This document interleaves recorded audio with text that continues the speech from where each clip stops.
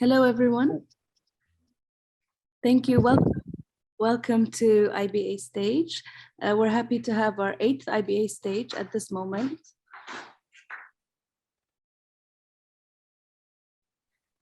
Thank you for being here. We are happy to have with us Hedwig, Director of Manifesta14. We are also pleased to have Catherine, Curator of Manifesta14 at Prishtina, where we will be having our 9th General Assembly. We hope that if you haven't joined us or booked your flights yet to Manifesta, that you'll be able to join us for our first in-person General Assembly since the pandemic. So thank you so much, Hedwig, for hosting us in this amazing platform and being able to share Manifesta14. From everything that we've heard since the opening days, we're very excited to be there. I'm going to pass on to my colleague, Christian, who will introduce IBA Stage and the panel today, but thank you very much for being here. Thank you very much, Hur. It was an honor and a pleasure to have you introduce this particular 8th IBA Stage event that we're hosting. IBA Stage, for those that are not familiar with the series, is an ongoing series in which invited biennials have a chance to deliver a presentation of their most recent project. Apologies. The series was developed very much as a response to the impossibility of traveling during the height of the COVID pandemic, but we felt that it was necessary to keep it as part of our public program, as we thought it would continue to be a great tool to create a lasting archive of biennials across the world for our members and for the wider public interest, with the additional bonus, of course, of hearing a discussion about the biennial by the people that made it.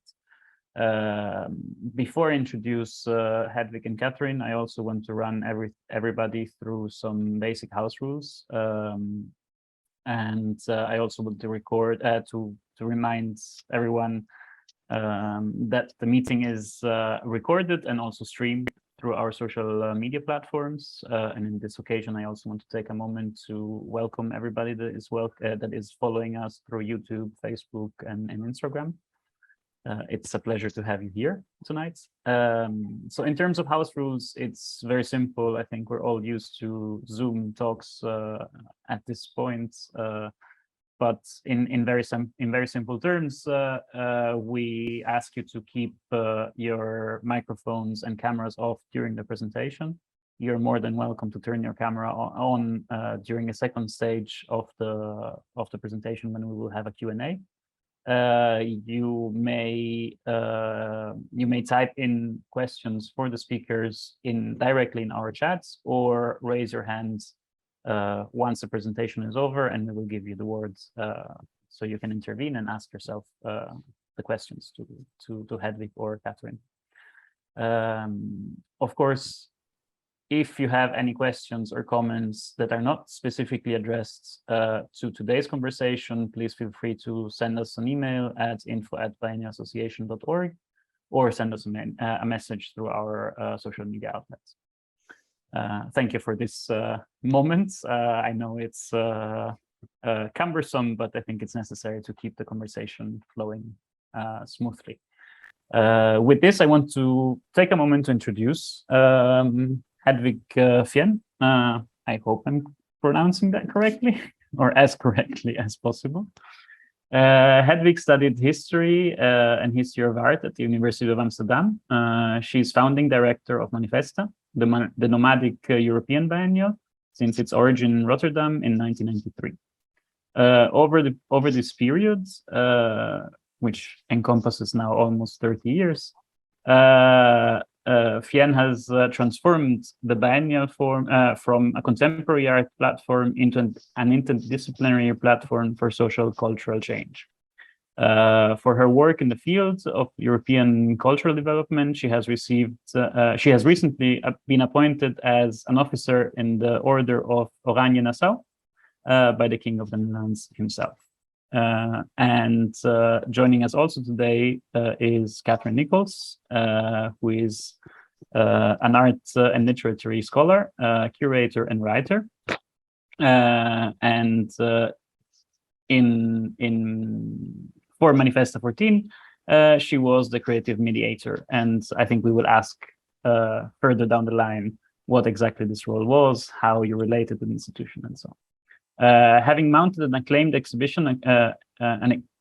exhibitions across Germany, she's currently the artistic director of Boys 2021, a year-long centenary program in the state of North Rhine-Westphalia, NRW, dedicated to the artist Joseph Beuys. We are absolutely happy to have you with us, especially because of what Hur mentioned at the beginning, that we will hold our first in-person General Assembly after the pandemic again next week in Prishtina. And we're very excited to be there. And so this is an occasion also for the members that cannot come to experience a little bit of what has happened in Prishtina over the past few years, but also for those that come to have a first impression and to keep in mind what to look forward to. With this, I want to give you the words and look forward to your presentation. Thank you for being here. Thank you so much. Welcome, everybody, and thanks, Hur Al-Qassimi, the president of the IBA. Thanks, Christian and Jennifer, for organizing it. Thanks, Catherine, one of the creative mediators tonight. We're going to give you a presentation both from an institutional perspective as well as an artistic and maybe even urbanistic perspective, although Carlo Ratti, our urbanist and architect, creative mediator, is not here, as well as our education creative mediation team. But we're super happy to introduce to you Manifesta14, which still has like 18 days to go till the end of October. And of course, maybe it can even function as an introduction to your trip to see the live events and the live interventions we did. We made a PowerPoint. Catherine is sharing it. We will go through this. It gives you a little bit of more precise perspective on maybe the most important part is what is the difference between a nomadic biennial and a traditional biennial which stays in one place. And I think what I would like to discuss here is like, what does this origin of being nomadic, what did it cause, what did it function, how did it function, what is the institutional perspective in terms of how, since Palermo Manifesta 12, we implemented a completely new methodology, replacing top-down curatorial structures, for example, with a model of creative mediation, as we call it, including always the citizens of the different host cities. And I think for everybody who has not been involved or visited a Manifesta, Manifesta works very closely with municipal and local organizations, since Manifesta is inviting cities to make a bid. And in this bid, the conceptual framework of what we are going to do is always set in stone. Of course, we are have all the autonomy to recreate, but Manifesta has in that sense a little bit of a different structure, as we saw like in Prishtina now, but also in Palermo and Marseille, Manifesta 12 and Manifesta 13. I think the most important part, if we talk about Manifesta 14 in Prishtina, Prishtina is in Kosovo, Western Balkan, one of the geographical area where Manifesta had never been, but it's also a post-conflict country. And Prishtina is recovering from a war 20 years ago. And in that sense, also our commission is different than in the other cities, because we wanted to leave, and that's the first major aspect which Manifesta changed, is that we wanted to leave a legacy in terms of a material legacy of a permanent institution. Next to this legacy, and you see it on the left building, it's the Hifzi Suleimani Library, and it became from the very early moment, I went there 4 years ago, that we needed to find an alternative model for the traditional institution of a museum or for the traditional institution of cultural mediation. And Catherine will come later to this, but it is the first time in Manifesta's history that we also secured its future, both economically in terms of capacity and in terms of programming. So this is one of the issues which is different, I think, than any other biennial at this moment. Manifesta14 is also based on the fact, how does Manifesta help the city or stimulate or revitalize the reclaiming of public space, a major issue because of the Yugoslav communist period of Tito, but also the post-communist period of turbo capitalism and neoliberalism of the last 10 years, and the need for greening, cleaning, and upcycling the city because of many variety of problems in terms of one of the most polluted cities in Europe, one of the most difficult navigated and mobility cities in Europe, and one of the least green cities. So this is woven into, let's say, the entire narrative Manifesta has worked on 4 years. Maybe just to say on top, we work 4 years in advance, and this also gives us the time to create, have more time to prepare, let's say, long-term impact on the venues. So the Center of Narrative Practice, this was this permanent institution. We were asked to work on a brick factory, a former industrial tile factory, which was a garbage belt, a green corridor where the train tracks from Prishtina to Belgrade run before they were bombed. And we initiated a parcours of 25 venues, and that's the next slide, where Carlo Ratti, our first creative mediator, Italian architect, was working for 2 years together with a series of citizen assembly, and we call them citizen assemblies because with local organizations and our own 55 people Kosovo team, we worked very closely with local communities around those 4 main pillars and the 25 venues, how their ideas were to involve Manifesta in the revitalization and reactivation of those important sites in Prishtina. Also, because Manifesta, and that's mostly concerned, maybe the next stage, you see here the photos of how we found one of those venues. Maybe next. It was like a super difficult task to renovate these spaces, and this is only one of the many we did, which comes back to the space of the role of this citizen assemblies. Already in Palermo, but also in Marseille, we found out that if we want to have like a material and immaterial legacy, we need to empower the citizens, the users, the community leaders inside this kind of transformational processes, not only by decision making, but also by knowledge production. And I think the best example is that we were given this building of the former Hifsi Suleimani. Everybody in Prishtina knows the Hifsi Suleimani libraries. It's an iconic institution where people lent their books or went to study when they were students. But nobody ever wrote a history of those libraries. So the first thing we did through oral history, invited people to tell their stories, to tell the narratives.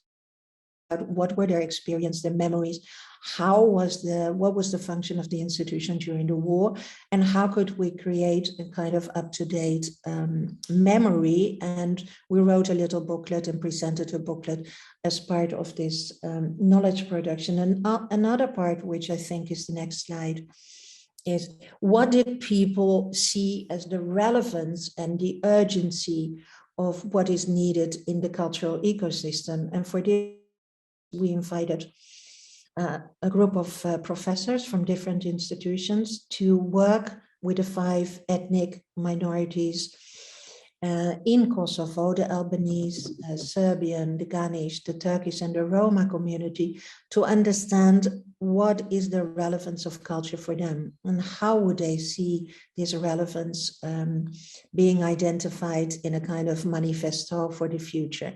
And out of this came that telling stories and creating narratives, especially in the post-conflict countries where the first generation wants to move on, but the second generation wants to understand what happened, is an extremely important topic. So this filtered through not only in the program of the 4 main pillars, but also in the program which we set it up 4 years ago, which is called the Western Balkan Network.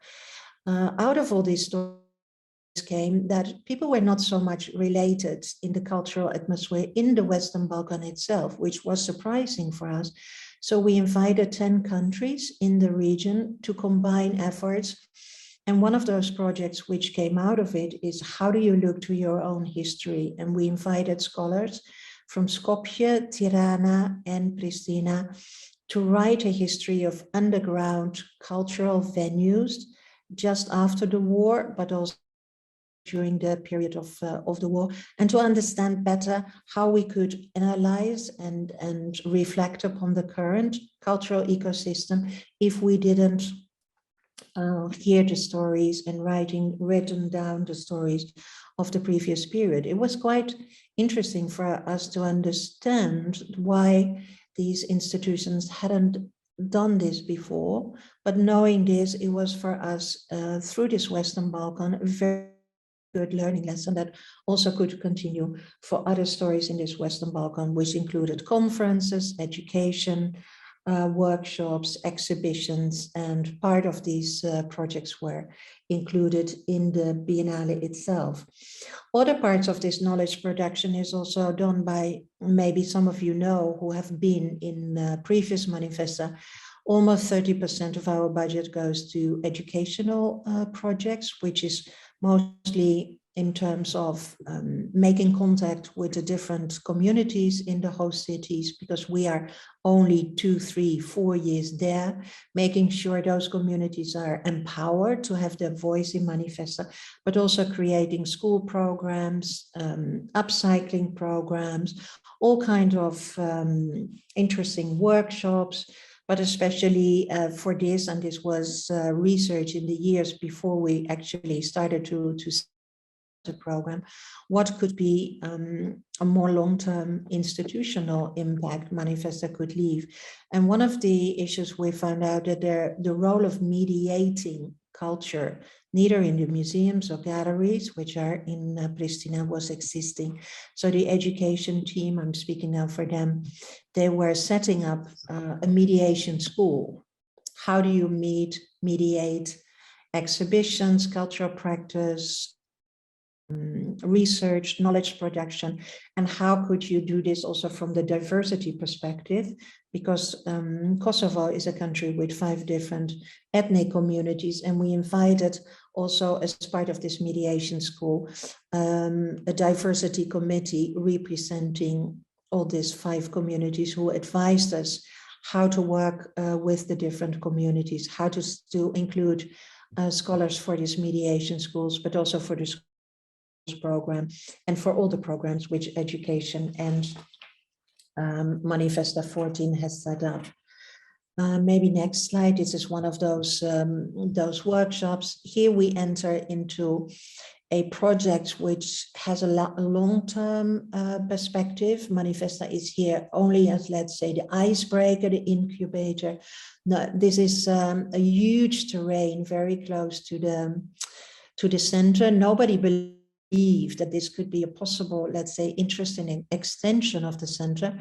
And the vice president of Manifesta, we always have a local foundation, became the mayor, and the vice president was an architect in London. And together with him, we could, like, make concrete one of his and Manifesta's ambitions to clean this space, to create like possible scenarios for this space to show to communities who never been there. Most of, let's say, also the artistic and the culture communities had never used this space, to give some kind of ideas how to use this space. And Catherine will later say, I'll tell you something about how Raumlabor Berlin has used this space during the summer. And now we are negotiating how in the next 4 or 5 years, in between like completely renovating the space, Manifesta and our local staff can continue working this. This is one of the, let's say, projects which has a longer life after Manifesta has left. You see here a swimming pool, and it was very interesting to see that both Carlo Ratti, the architecture urbanist, as well as Raumlabor, based their interventions on the citizen assemblies. So this kind of interventions with the citizens, and you see the picture here. One of the outcome which the communities of citizens around this brick factory told us, there's not really a swimming pool in Prishtina, and it's extremely hot in the summer. So of course we couldn't like create like a full-fledged swimming pool, but this is the kind of intervention made by local materials which Raumlabor found there, upcycling them, cleaning them, and creating a swimming pool for the period of Manifesta as an idea of how, with the communities together, you can create this kind of intervention, which some people might say this has nothing to do with art. Well, this is maybe the bend with Manifesta is opening up now, that some of our intervention are more on an architectural urbanistic scale, some of our practices are more on an education scale, always in close coordination with local communities. So always we are more, let's say, the incubator. We do this to empower local communities to continue. And the other example, I already spoke about it, is with the former train tracks, also completely with garbage. We needed to clean it. It took like 3 months. And it's called at this moment the Green Corridor. It's a model which has been designed by Carlo Ratti. And the idea was to connect the Palace of Youth. Those who come to Prishtina will see the Palace of Youth and this brick factory as a long-term opening up of the old historical town to a larger area, and to make it clean, safe, because sometimes it was called the rape alley because it was dangerous for women. So we put it lighting there. There were 165 trees planted. There were all kinds of furniture which people could use. And there are United Nations, Habitat and United Nations development work together with us and their context to make sure that also the communities are using it, they're taking care of the planting, etc. And the Green Corridor, we only did like 1.2 kilometers, but the current mayor is going to continue this work in the next 4 years. As I already said, and before Catherine takes over for the Grand Hotel, one of our venues, which was also listed by the culture community as an abandoned space, although the hotel was open, but it's owned by a privatization agency. And one of the spaces, all the public bodies want to give a kind of perspective. At this moment, it's not so clear what the perspective is going to be, but as one of the pillars, we were able to prove that it could have and could be transformed into many different functions. And this brings me maybe also to what Manifesta was able to do. And I think it is like an example of maybe what we're going to do also in cities like Barcelona, or where's Manifesta 15, or for example, Ruhr, where Manifesta 16 is going to be based.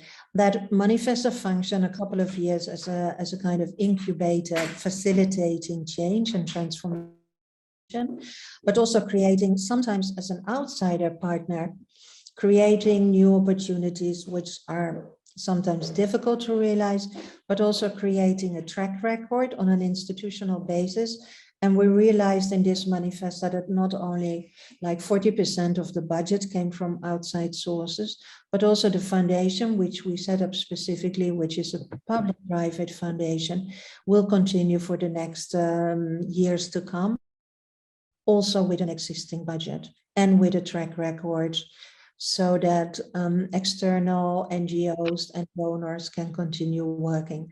So you see in old slides at this moment as we speak, 120,000, 124,000 by today, people were visiting it.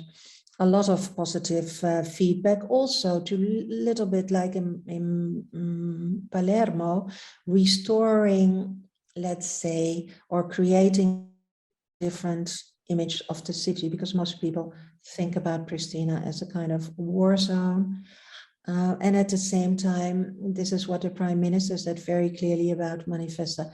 Manifesta allowed us also to look differently to ourselves, to our city, to the venues, to give it a little bit of hope.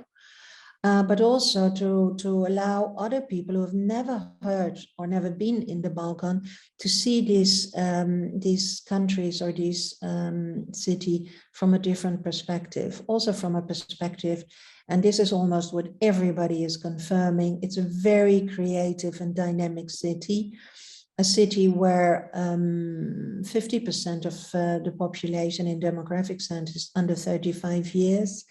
There is a huge amount of diaspora people living in London, Berlin and Zurich coming back, also with a lot of, let's say, demographic transitions.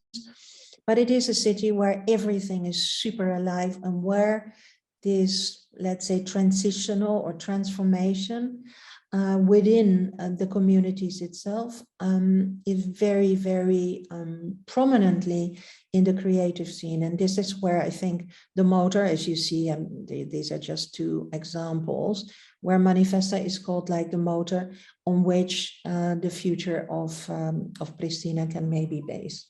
So this is more from an institutional perspective. I would like to give now the word to Catherine. Thanks, Hedwig. So I'm going to start talking about my experience of working as creative mediator for Manifesta with three very important women. The first is Hedwig, the second is Hannah Arendt, the third is Donna Haraway.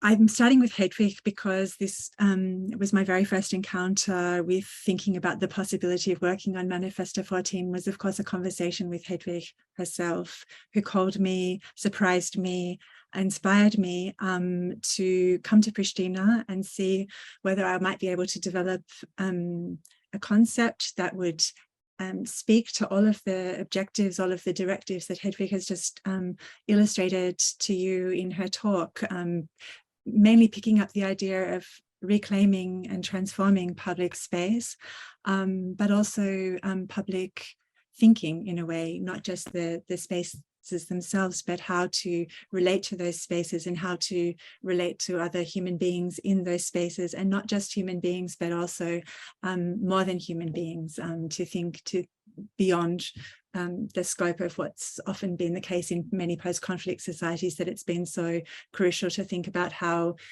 people can relate to each other on an inter-ethnic basis, but to go beyond that and think how do our problems on an interpersonal and interhuman basis also relate to our problems and our challenges on a greater basis, on interacting with all of the people and all the beings with and all that breathes and all that we have to do within the environment in which we live. So coming to Prishtina for the first time, I didn't yet bring Hannah Arendt with me, and I didn't yet bring Donna Haraway with me. Both of those came later. So I want to skip forward and then return to the other two important women in the story who brought me to make the suggestion of calling Manifesta, It Matters What Worlds, how to tell stories otherwise. How did that idea come into being, or how did the idea that was already floating there come to be called that?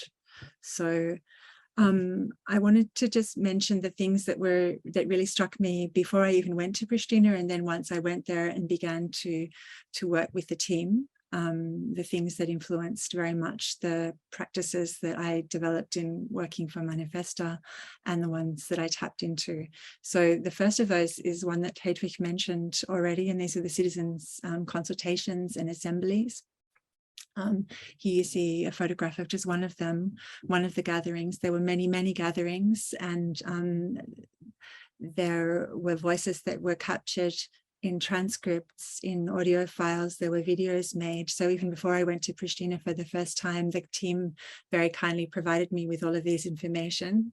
And so I went already to Prishtina with many, many voices in my head, and lists of things that were missing in Prishtina, things like green places to be, but also cultural infrastructure, galleries, museums, institutions that have any sort of sense of or possibility of sustainability and openness. So the these citizens' assemblies were a really, really important source of information for me, as were many things I read, of course. Kosovo 2.0, that's an online platform, and also print of excellent journalism, which I can recommend to anybody who wants to know more about Kosovo.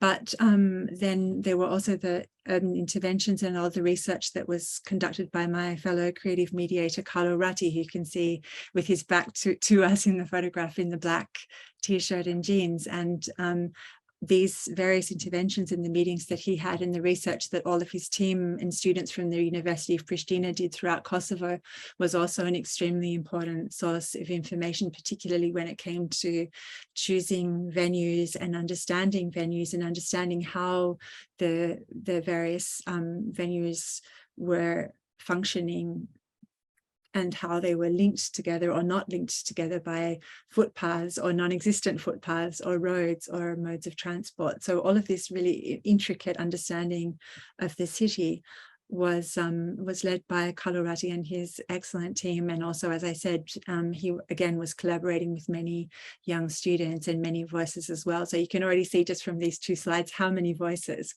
were flowing into the conversation, and how much my job as creative mediator was about listening. And that's maybe it's a good point at which to say that the creative mediation rather than curation was something that I really came to understand even in this early stage, because I realized that my job was less about just bringing a whole host of artists to a city, but rather about arriving in a city and very sensitively tapping into all of the projects that were already in motion, and listening to all of the voices that had already begun to speak and to record their experiences and their desires and their ideas, and to try to work together with all those many different people to work out what would be the appropriate theme and what would be the most insightful and most future-oriented way of bringing all of those voices into dialogue with one another. I also I've got one picture here of Era Krasniqi. She's kind of a representative in this particular talk for all the many, many people, the experts in oral history in this case. Era is the head of the oral history initiative in Kosovo, the archive, and she's collected with her colleagues hundreds and thousands, I think probably by now, of voices and histories, which also I wanted to point that out, I guess, in order to say that there are many, many initiatives already doing excellent work on which we as Manifesta built upon and drew out and really benefited from. So there, like Foundation 17 would be another example of that, or the Humanitarian Law Center Kosovo, but there are many organizations, and I just decided to show one picture as an important point. There are also many people who don't normally turn up in the official discussions, but who've played a really crucial role in bringing their stories into Manifesta, because I'm just showing this taxi driver because I think for me, and also for Hedwig and for all of us in the team, we learned so much from riding in taxis and sitting on park benches and sitting in cafes and speaking to people in restaurants and all of these very incidental conversations. And it's important to know that those conversations played an equally crucial role in influencing how we went about recognizing what the needs of the people in the city are, so that it wasn't just the main cultural actors who, or urban knowledgists or historians who gave us their points of view, and which fed into what we thought might be important for Manifesta, but also the people we were meeting everywhere. So we were acting like sponges and drawing in as much information and as much knowledge from all different areas as we possibly could. This is a picture of our team. Likewise, that's just to give you, we started off with many fewer people, and then we ended up with 53 people in the end, not to mention the 200 odd members of the support staff and all the many other helpers and associates we had in the city. But that's just also to give you an idea of how plurivocal the whole undertaking is with Manifesta, and how many wonderful people contribute to the success, and why it's about mediation, just to make that point one more time. And just one final image of the dog, who was also very important in the sense that she, in navigating through the city, also created countless opportunities for conversation. And I just wanted to say that one of the most vital things you can have as a curator or creative mediator is a dog for getting into conversation. So this, now you can see 103 participants. We announced them in 2 stages, hence green and purple. The composition of the people who flowed in then to this whole kind of narrative about storytelling was partly governed by an open call. So the open call was the possibility for 15 different projects to be funded, and from Kosovo and from the diaspora, and we had 150 applications, was an extremely high number. So unfortunately, of those 150, we could only fund 15. However, various others came into the project by other means, or were already on the list. And what I wanted to say about that is that it was an excellent opportunity for me to be able to get a very broad sense of artists and also collectives and activists working in a very broadly sort of social sculptural sense, in a Borsian sense. So that was an extremely valuable source of information for me. So I'm just going to skip right back to Hannah Arendt and Donna Haraway. So in doing all of this research, it became very apparent to me that one of the most powerful and effective things that people were already doing in Kosovo was using narrative strategies in order to become more politically engaged, but also mainly in grappling with the past, and also in endeavoring to establish new narratives about the future. However, that was the thing that's been quite difficult for everybody, because there's this frustration in the sense that people feel that they're being narrowed down to a war narrative. It's not that war narratives don't continue to play a very important part in self-understanding and in grappling with the past, but it's just that many people feel incredibly frustrated by being limited to those narratives and not being able to invite people or get people to think with them beyond those narratives towards a future that is not only governed by narratives of violence and suffering. And that's where Donna Haraway comes in, because she is one of the most important thinkers, I think, of our times in terms of thinking of how you can use narrative strategies to tell stories otherwise. And otherwise has become a really crucial word for all of us in thinking of Manifesta.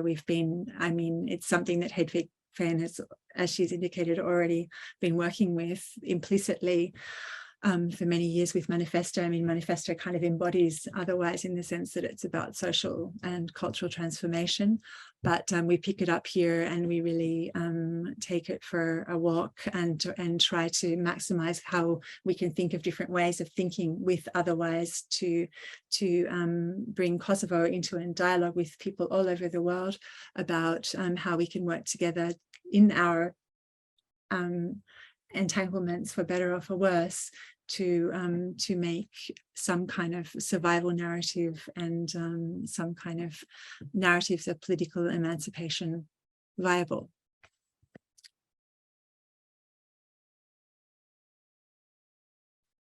I wanted to talk a bit about how we chose the venues. Carlo Ratti had already researched many venues, a whole parcours, a potential parcours of venues before I joined the project. So in the pre-biennial process, that was one of the crucial things that he did was with his team is to work out which spaces, which buildings could stand to benefit in some way in having their stories picked up or retold or rethought by Manifesta.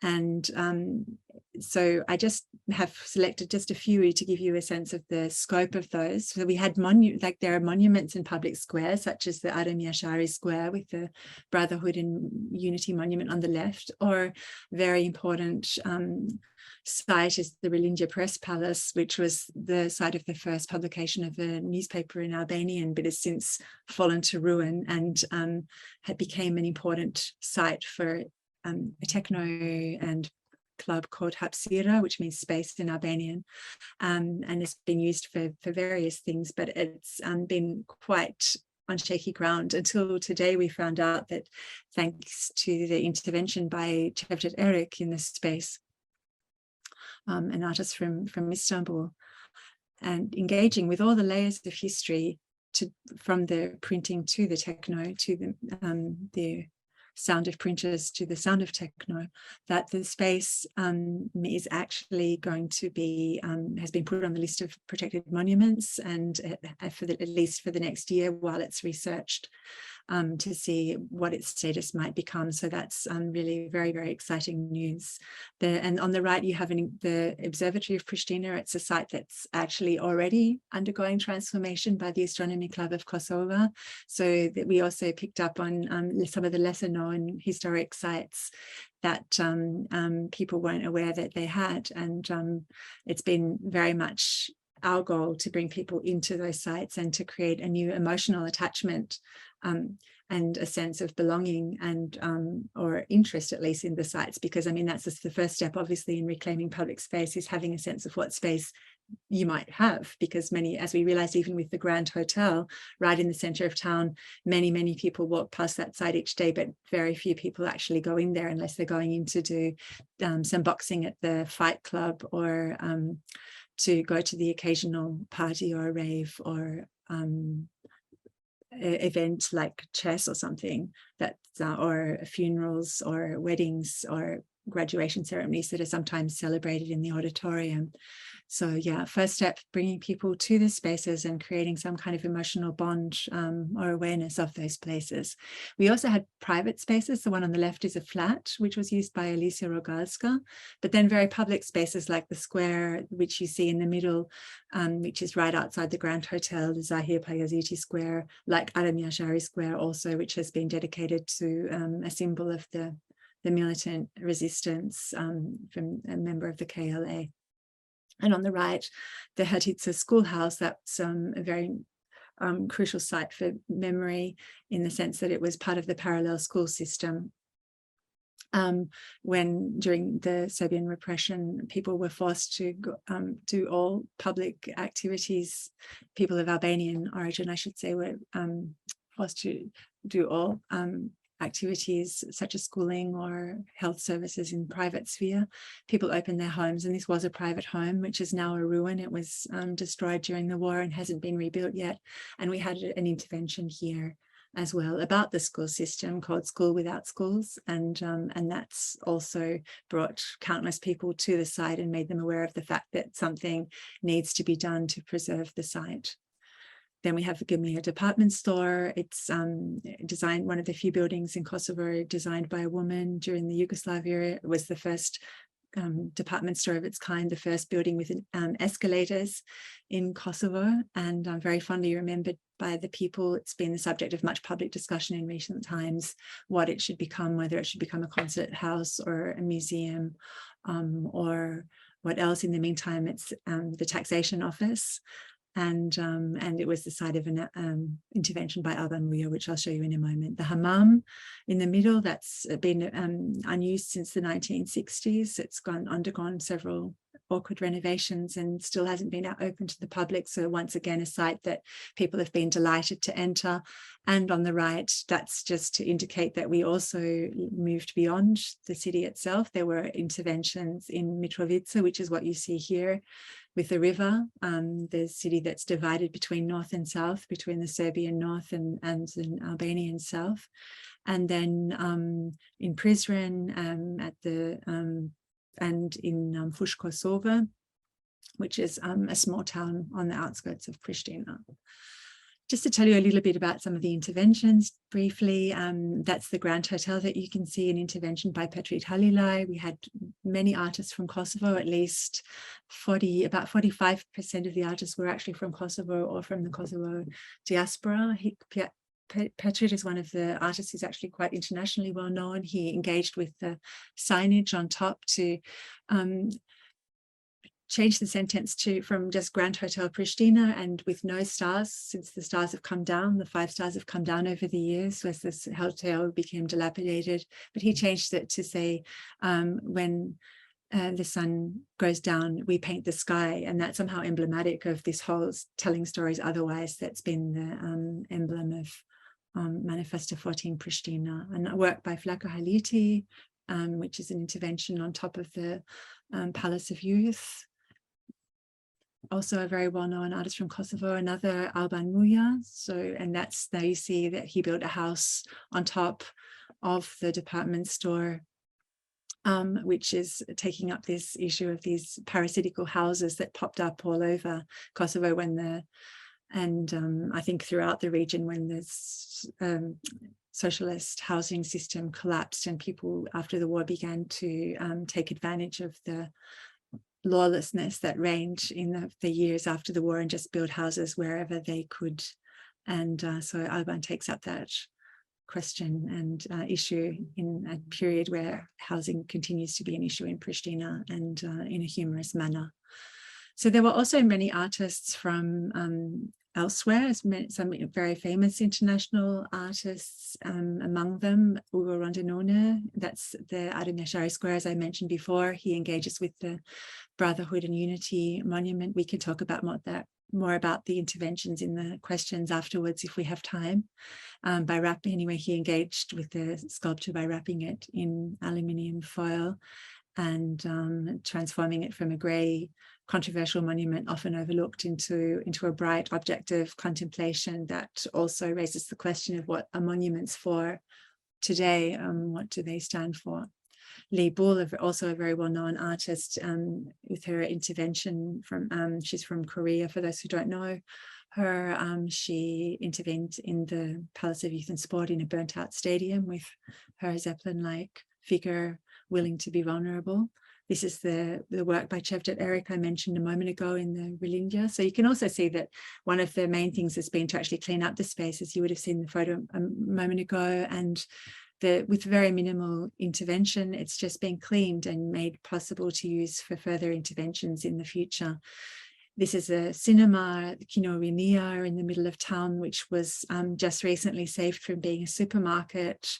And it was, people have a lot of very positive memories about the space, but it's been unused for many, many years now. So I think almost 30 years it's been just abandoned. Now it looks quite good for the future of the cinema that it may once again be used either as a cinema or as a cultural space of some kind. But Manifesta has really helped to set that, to keep that dynamic in motion. And here you can see the hammam. You saw a picture of it before, and this has been one of the most popular works by Chiharu Shiota, who shows the work Tell Me Your Story. She gathered letters on all existential themes such as life and death and birth and water, and suspended them there for people to imagine all the stories that were once told in the hammam that is now a silent place, and to bring those stories and voices back in. And as I said, it's a very beautiful, accessible work, the one that seems to have touched many, many people. If you look on Instagram, you can see very clearly which works have touched people's hearts, and that's clearly one of them. And lastly, just the K67 kiosk, which was restored as one of the Kosovo projects I mentioned, that funded by the Open Call, and it came to house another work.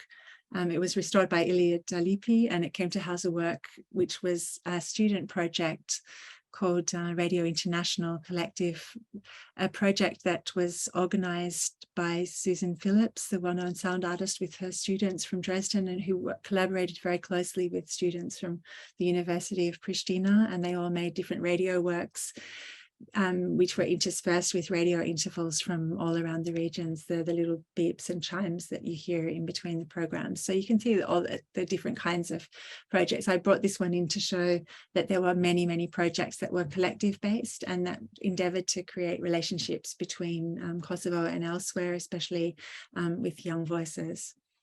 So there were also two thematic exhibitions, one at the National Gallery of Kosovo, which hasn't really hosted very many thematic exhibitions over the years. So we were looking at how that gallery could be used perhaps in a different way. So we focused on performance art, on voice, on resistance, definitely concentrating on artists from the region. And in the middle, you see a picture of a tea room, which was set up also in the gallery. So it's actually been also the site of much meeting, talking, drinking tea. And I wanted to show that picture just to point out that in general, throughout Manifesta, we've really focused a lot on creating convivial spaces where people feel comfortable to just to be and to talk and to share stories, even if they don't look at art or if they're not particularly interested in visual arts. Or that they're maybe, as Hedwig pointed out before, if they're interested in swimming and just sitting around the pool and talking, then already stories from the city, stories from the sea, so to speak, are coming into motion and showing how transformative narrative can actually be. The spaces, I'm really pleased to say, have all been really, really well used, that there's been much talking and story sharing going on. And a lot of people have just drifted into these spaces, also people from the neighborhood, and shared stories from the past as well. So it really has worked very much as we hoped it would. And the second and major exhibition of the thematic kind that we had was at the Grand Hotel, the Grand Scheme of Things. This picked up all of the themes that people have been talking about and looking into across Kosovo: transition, migration, water, capital, love, ecology, and speculation on the future. These were the themes that in all of the conversations that I had, in all of the research with which I was provided, that had been done, as Hedwig was mentioning, on the subcultures and all of the different oral history projects that had happened. It was a way of bringing all of those stories into a complex but clear narrative of 7 themes explored across 7 floors. Each of them is introduced by a poetic title, which was picking up one of the works that was shown in this space. So when stories cut across the land is a quotation, for example, by Vanjush Valahu, an artist from Albania, or every time after leaving your ground on migration. That was a quotation by a poet born in Germany of Kosovo parents, Ilona Bachirai. So just to give you an idea of how those titles came to be and how the dialogue between artists from the region, or not just artists in a conventional sense, but say people from the region, engaged with people from elsewhere around these topics, to see in a very questioning, open, searching way how we might think about those topics in a way that brings us forward and together. So here I'm just showing you a few scenes from the hotel. This was all rubble and ruins. I haven't shown you the before pictures, as we did for the brick factory in Hedwig's talk, but or for the Centre for Narrative Practice. But here you can really see this is a space that's been cleaned up. It's been made possible to show artworks there, and I mean may well continue to do so in the future.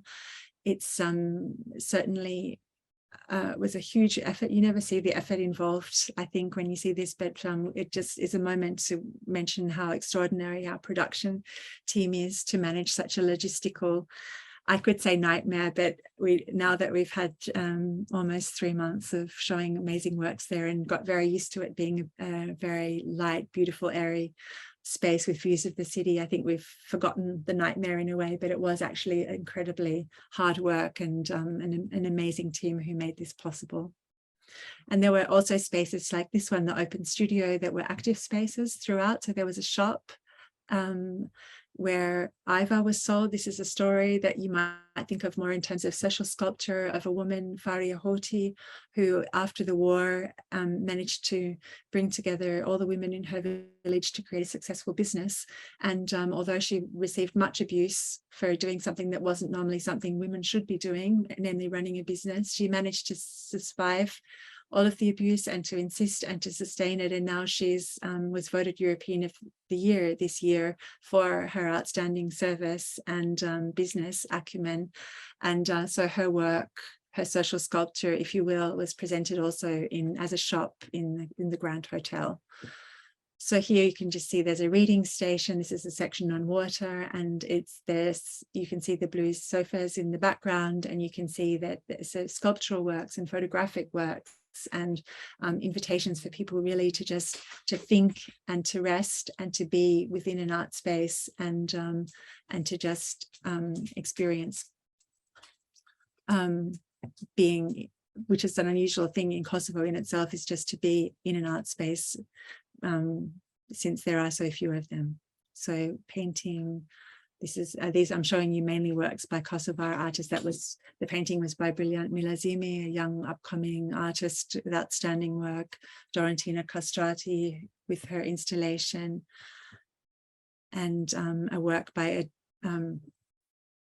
Edona Kraeziu who lives in Germany and part of the diaspora, and Beth Stevens and Annie Sprinkle, whose work Green Wedding to the Earth gave the title to the whole section on ecology, and the final work in that section by Lech Jaloshi, who did this film work in the Deccan Monastery in Serbia, where he discovered a very fascinating UFO-like figure, as you can see on the right in the frescoes there.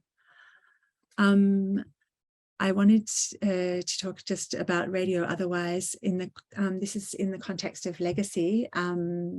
I think maybe I would go back also briefly to speak about the Centre for Narrative Practice. If you don't want to do that, maybe also we can do it together, Hedwig. But I think that for me, that was just one thinking that Hedwig would have already spoken about the Centre for Narrative Practice. I think I just wanted to end it on this radio otherwise as one of the many initiatives that have begun in the Centre for Narrative Practice, which bank on the fact that we'll be collecting voices in the years to come, in the 5 years to come, and that we have these initiatives that bring people in on a long-term basis to tell their stories, to make podcasts, to bring in music. We have various formats from Kosovo Unearthed, which is just still in the making, where young bands can bring their voice onto and their music onto the radio, but also just Stories from the City, Stories from the Sea, which collects people's anecdotes. But there is also a series called Prishtina is Everywhere, which is also up and running already, which explores how much Prishtina is everywhere, in the sense that Hedwig mentioned before about turbo capitalism and neoliberalism and being a post-conflict society, and at the same time Prishtina being in Kosovo and being a very specific place, and especially considering the visa liberalization issue, which for those who don't know, keeps many people from traveling. It keeps people feeling that they're living in the largest prison in Europe. And until that situation changes, it becomes all the more crucial to have these initiatives that bring people from Kosovo together with people from elsewhere. So I think I might just end there, and then we can perhaps go back to talking a little bit in the questions about how the Centre for Narrative Practice and the Brick Factory are a really crucial part of the legacy, and how we imagine that they'll continue to operate in the months and the years ahead. Thank you very much, Catherine. Thank you, Hedwig. I think it was a wonderful overview, not just of the exhibition, but really of your work on the ground, of the feeling of yeah, the feeling from the ground of how this Manifesta, how this whole machine kind of felt from Prishtina and from Kosovo in general. It was very stimulating. I wrote down many questions, but of course I want to give very briefly the chance of anyone to reach out to us. And I'm asking also my colleague Jennifer, who is always helping behind the scenes, to make me aware of any questions that are coming up. And maybe also give you a moment to take a moment of breath, because it was it was very comprehensive, and I think it really gave myself, but also hopefully all of those who are listening and watching, a great sense of what it was and what it is like, and hopefully what we will experience in a week's time directly. While I wait for questions that are coming in, maybe I can start with two very broad questions, but I think that they will allow us to talk a little bit more about some of the aspects that you already mentioned. I want to start with a specific question to Hedwig, although probably can be expanded to both of you. But I think it's more of an institutional, let's say, approach question and institutional question and such. No intention of excluding Catherine. If you feel like joining, of course, you're more than welcome to intervene. Yes. But as Manifesta's approach is very much oriented in tackling themes and issues which go beyond the purely artistic sphere, let's say, and go into the social, the political, and the urban theme, as you also mentioned, very much with the contribution of Calorati, which is it was personal, a very welcome name to hear in connection with Manifesta. I would like to have a better feeling of, or as how using artistic media and the voices of the artists that you invited allows for maybe a different dialogue, not just with the population, but also very much directed towards decision makers within a region, mayors, whoever is in charge of specific institutions locally, and so on. Because as someone dealing with biennials and an association dealing with biennials, we always point to the kind of like the extra chance that quote unquote using artistic medium gives in opening a dialogue. And so in this regard, I wanted to ask you a bit more how this plays out on the field. I think it's a very clear question which we receive and get many times. I think the origin of Manifesta being a nomadic biennial creates a completely different angle, because cities have an idea before they make a bid what role they want Manifesta to play.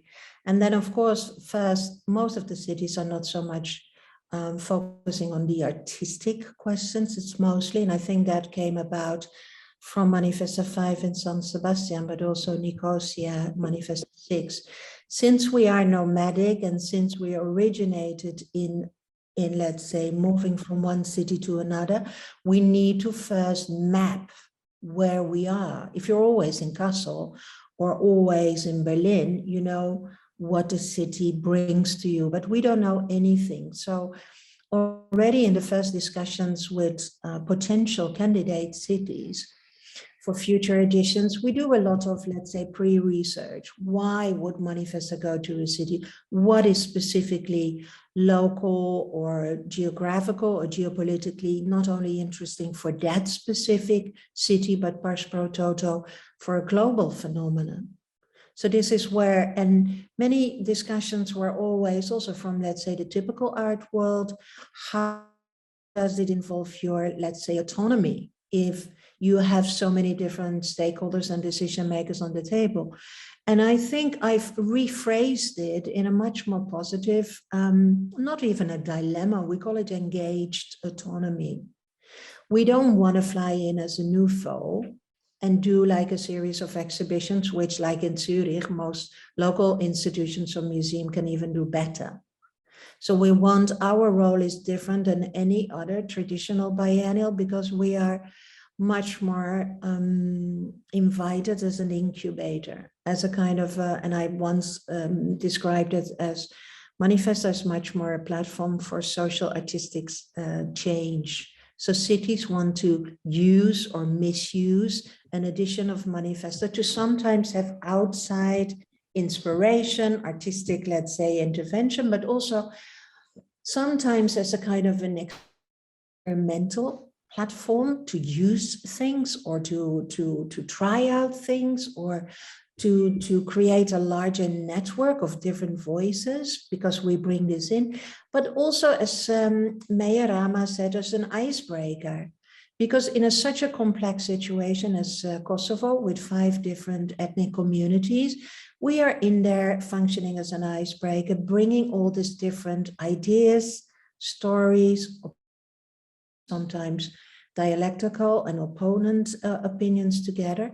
Plus, and I think this is mentioned towards the engaged autonomy, it's more and more maybe the social, or let's say even artistic responsibility of Manifesta to also identify what is the material and immaterial legacy. It doesn't need always to be, let's say, the 20, let's say, buildings we renovate, which we all do, but sometimes it's empowering a group of young people to start this mediation school.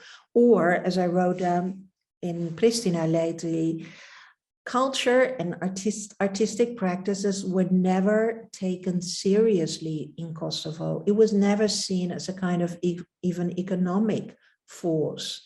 And sometimes Manifesta, in its purely modest form, because we normally have like 6 to 8 million for let's the 4 years program, so that's nothing.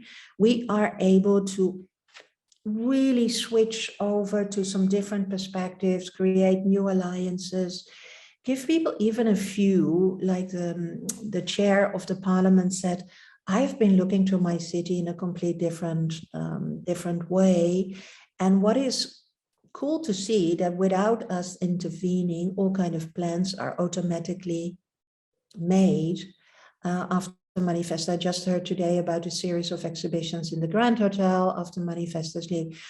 The works which were compiled during Manifesta are now possibly taken as like the first start of a national collection of contemporary art. 5 of the works are possibly staying. OASA, the education school and institution, will stay afterwards. The Kosovo cultural scene is invited all over the world to give like more information. There's a future brick. A new museum is in the plans at the Brick Factory. I organized 3 televised panels about the need becoming a museum, architecture and reclaiming. So it was not only, let's say, an icebreaker in the let's say the limited artistic sense, but also through these televised panels on national TV to interact with a larger community in Kosovo itself. And if we could only play this role, and actually it's more like also, I would love to discuss this also during the IBA conference about what is the difference between engaged autonomy and autonomy. If you couldn't identify what the functionality and the relevance and the urgency of your role is. So that is something I'm super interested, because maybe we're not on the right tracks and others are, and maybe we can learn a lot. And I think that linked Catherine and myself to the community. We listen, we learn, we try to involve everybody. And I'm super proud also on how we were able that everybody in the team, and it doesn't matter if you're the marketing expert like Oda Haliti, or that you're the secretary or the hospitality, you are somehow even involved in the decision-making process of content-related issues. And I don't think that happens a lot in other biennials. Give an example of Oda Elito, who made like a wonderful podcast series, our secretarial who was involved in podcasting. So for everybody, there was a kind of a role, and that gave also an energy and an empowerment, which I think maybe differentiates this project with many other projects. And of course, the idea that we are continuing in another city. So the minute you are leaving and can hand it over to a local team, your position in terms of relevance and urgency becomes different. Catherine, maybe you want to add to this? No, I feel quite that you covered most of the things there. I think that I agree with what you said. No addition. Yeah, I think it was comprehensive. I agree with that as well. I think it gave a good question, a good answer to I think a question that as generic as it was, I think it was important also to bring out these questions and these stories, let's say, and these narratives. I will go to a second question, even though I would love to jump to something else connected to some of the things that you were saying now, and specifically to giving us more of a sense of what the citizen assemblies were and how they worked. But before going there, maybe let me jump back 1 second and focus on this idea of storytelling, which I think came out very strongly, not just in your presentation, but I think in any article that appeared about Manifesta, there was an underlying of this element, and I think it's something that also in our discussion leading up to the organization of the General Assembly, you always stressed as this was really a point that was crucial for us in Prishtina, in using storytelling and revisiting storytelling within within the region, within the city, and in connection with some of the more mainstream ways of reading Kosovo and its situation, its past, and how it can be turned into something else. But can you give us, and again, before I targeted more Hedwig specifically, I think this question I would like to cut it more specifically towards Catherine. Can you give us a sense as to how this interest in storytelling and this attention to narrative and to creating new narratives and questioning present narratives,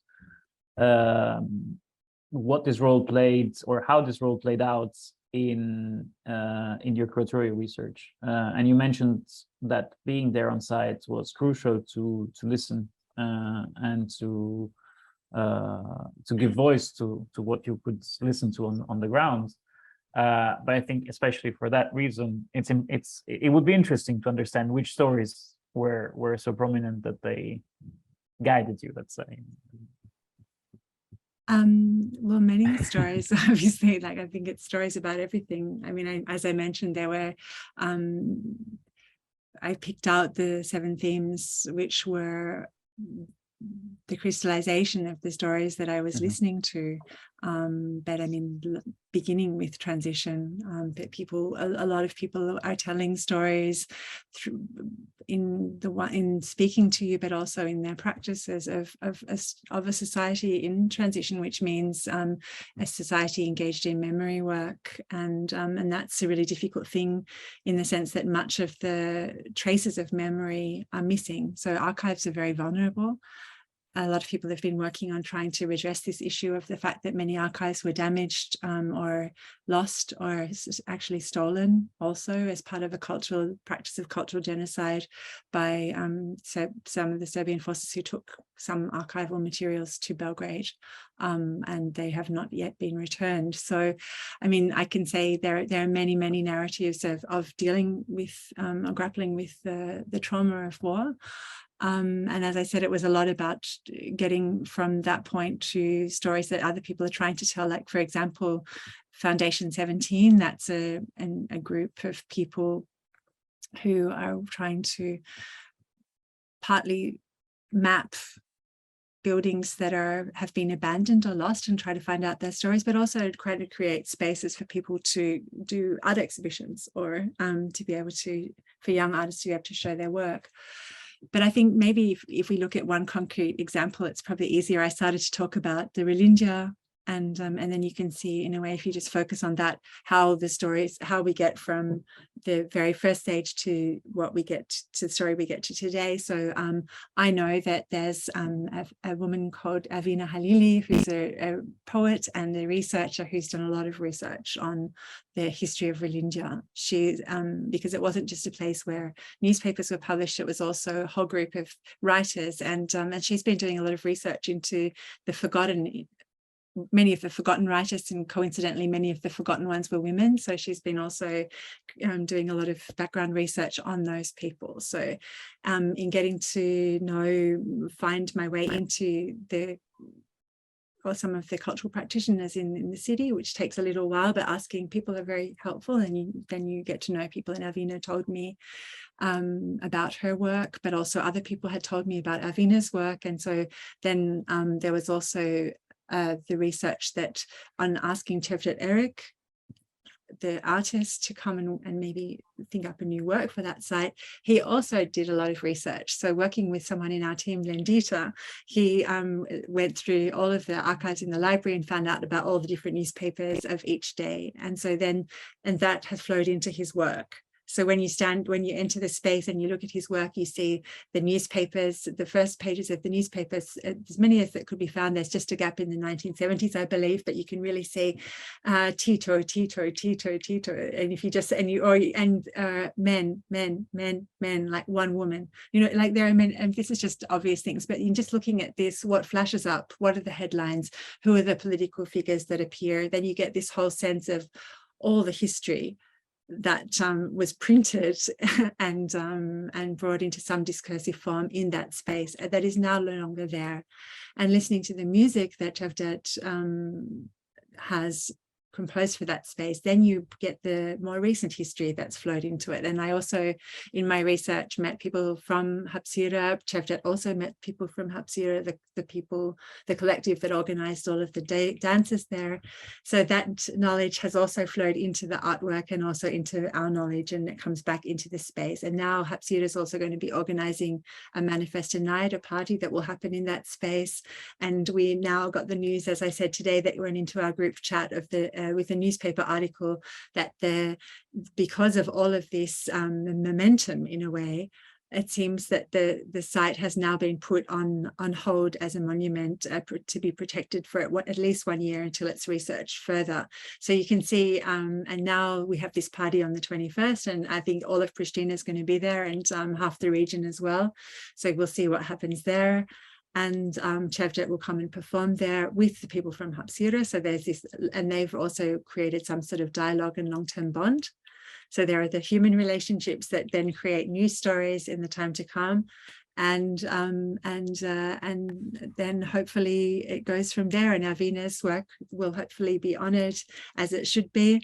As she's been working a lot on her own on it, and maybe she'll be given more funding to continue with her research. And you see how all of these different stories and objectives and desires and longings and histories all become entangled and create some sort of political momentum.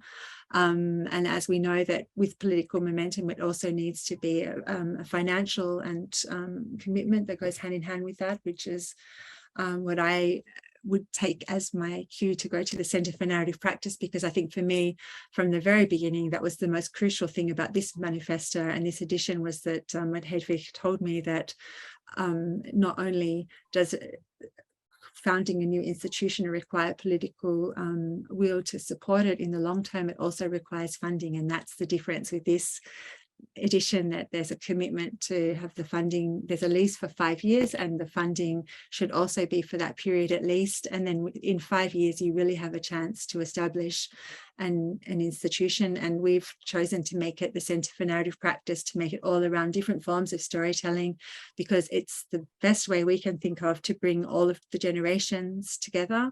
all of the different ethnicities together. We're seeing that it's already working like a dream. We're very, very happy to see everybody gathering there for all different kinds of events, from artists talk to fairy tale writing workshops to printing workshops, self-publishing, podcasting. It's all starting to gather momentum, and it's become very much the hub that we hoped it would become. But as I say, yeah, the financial thing was a really crucial decision, and we're so excited to see that have the chance to really flourish and get its own face and identity as time progresses.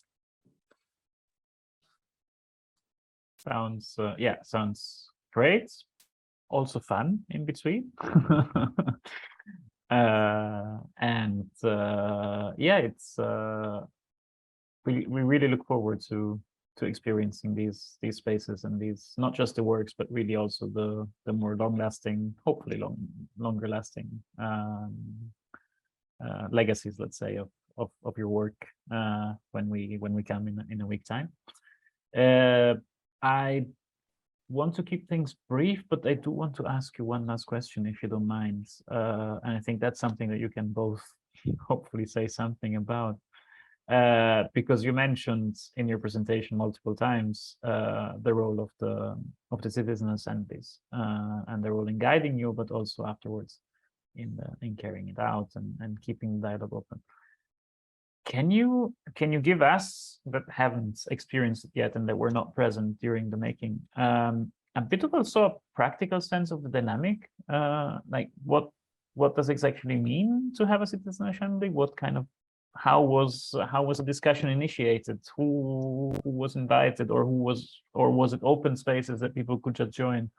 If you can just give us a bit more, also very practical details of how it worked. Definitely. I think it came together in Palermo in the period of 2018-2019, starting by Black Lives Matter discussion and Me Too. And I remember in Palermo and Marseille, we were discussing how can we come out of our, let's say, artistic privilege bubble and like interact far more with the different communities for whom we are developing all these practices. And so not talking about them, but involving them in a discussion. So first, we had like a series of citizen approach, which was called Discussions That Matters. Well, we still, we're very much orientated in this group of more, let's say, cultural people. And in Marseille, I invited, when this Gilets jaunes, the yellow vest discussion started as a kind of bottom-up citizen protest movement. We wanted to either include this or use, let's say, the same methodology. And we invited cultural philosopher David van Rijbroek, who is very much involved in the post-colonial discussion, but also like in citizen assemblies. And he helped us create a model which could work from the perspective of inviting citizens to think about urbanistic transformation, social practices, the relevance of culture, the privilege of culture, who owns the city, what does ownership mean from different perspectives. So actually we always outsource it, of course, to local institutions and local organizations who already work with citizens. So Manifesta creates, let's say, the framework, and then it's outsourced.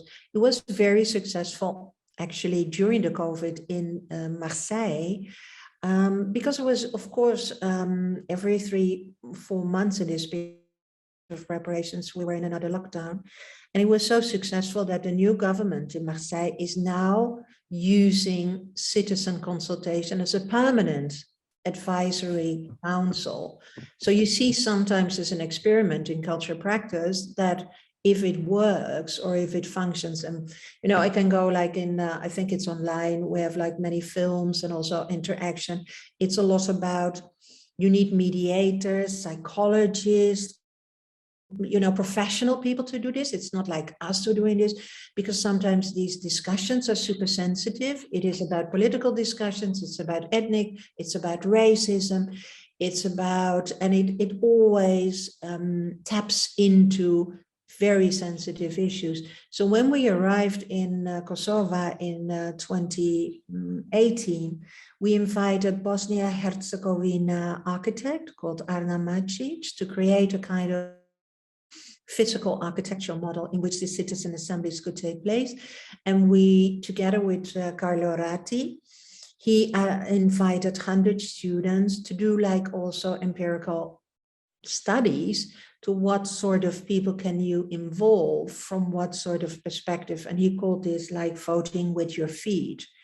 Architect can top down come up with a kind of a model, but how do you include perspectives from, let's say, citizens who need use these spaces? So that yellow gatherings were part of this kind of citizen assemblies from the perspective of architecture and urbanism. And then there was an organization in Prishtina who took over, think about 1,200 people in more than 100 different groups, speaking in different languages. Of course, there was one group with Roma participants, one group with Serbian, with discussing specific Serbian issues, one group about restoring spaces which were crucial in the war, one group about subculture mapping of all the subcultures from different perspectives, one group about the high rate of suicides, one group about ecological issues, the toxic atmosphere in the city because of the most pollution. So there are all kind of subjects identified by the Kosovar organizations which need to be discussed. We had an open forum with 500 people discussing this afterwards, and then a sort of manifesto. And this manifesto is actually the input for creative mediators and the team. What sort of guidelines, without limiting artistic, let's say, practices, but what sort of, let's say, guidelines can we involve if we want to make a difference into a social, educational, mediation perspective? And that's where I think it was like a Manifesta 11 and 12, where we said, we don't really look anymore for the profile of the typical curator. So we always had these kind of collectives, architects, futurologists, feminists, filmmakers, combinations of different disciplines and professional expertise working together. And in this sense, it was Arna Macic, Carlo Ratti, Catherine, but also like many others who were like, forming a kind of a collective, which was then managed, because I'm also very much into this kind of practical format. How do you manage all these different voices? And that is a profession in itself. That's why we work with professional mediators and professional psychologists who advise us on this kind of program. And I think it was super important to have this diversity committee. So key ambassadors from the different community who understand the internal dynamics from a social and political perspective. And as a follow-up, how was it to work from these guidelines for you, Catherine? It was great, actually. I found it, I very much enjoyed the structure, actually, because I think that what Hedwig said was really key, that they're guidelines, but it's not restrictive in the sense that I didn't feel that there was anything suffocating about it. To the contrary, it was just like there are very sort of, I think there's a very good culture of the way people speak with one another and the way people work together. And I really had the sense that everybody somehow has a voice, but it wasn't this structurelessness that can be a real problem if everybody is talking, so that there's a cacophony and we can't find our way. But I just had the sense that we were very good as a team at just finding our way. There's a lot of empathy and a lot of fun. I mean, I think everybody just likes each other a lot in Prishtina. We just had a very good time, and it made it for me extremely easy. I thoroughly enjoyed the people I was working with. So I just found it very easy to navigate. As I said, the citizens' assemblies, it was all transcribed, it was all there. I could watch it, I could listen to it. The research was, that came into the subcultures research, it came into these excellent publications. So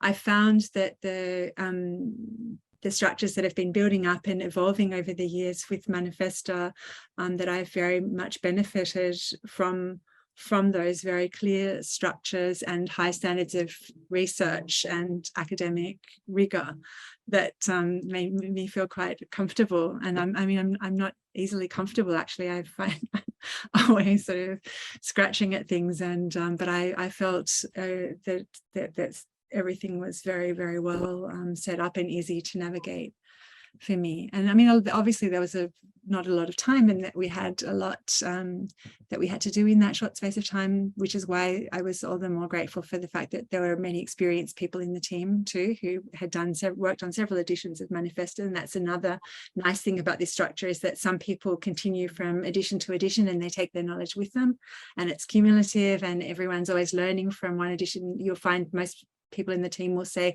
well, in the last edition we did things this way, and we want to change it in this way on this edition because we think that we can learn from such and such. So you'll find that that's very helpful. And on the other hand, you have the team like who's completely new to it, like in Prishtina, and they bring their local expertise on the other hand, and that's what the long-term team lacks. So everybody kind of complements one another quite well. And so it was, as I said, it was a great pleasure to work in this kind of construction. I feel rather sad that we only have a few weeks left, and I certainly have hope that that some of the relationships that have been established they will continue for me. I hope they will, and I feel that they will. Definitely. Sounds like this theme of education and so on is transmitted also within the institution, no? As a learning machine, let's say. Yeah. And that was also what my question was about. No, how do you? I understood from Hedwig's explanation that it was not about limiting your research and so on, but it was really like building on previous knowledge and totally, and taking it further, basically. Yeah. Sounds, I think that was one of the things I was most drawn to, actually, from the very first conversation with Hedwig, was that I found it unusual that Hedwig, that when you first introduced yourself to me, how you were doing a comparative study in our first conversations of going back through the different editions of Manifesta and what you felt that you'd taken on from each different one and rejected, and were constantly rethinking this, and this disquiet or this sort of restlessness with which Hedwig approached each new edition of Manifesta, that it has to be a learning experience or it doesn't make sense to keep going. Why wander? Why change location? Why be engaging in this process if you don't constantly think and reflect and self-critique and grow and shift? And so I think that was, for me, that was the thing that got me in from the very beginning. Sounds promising for our visits. Let's hope to continue some of these discussions when we meet in real life.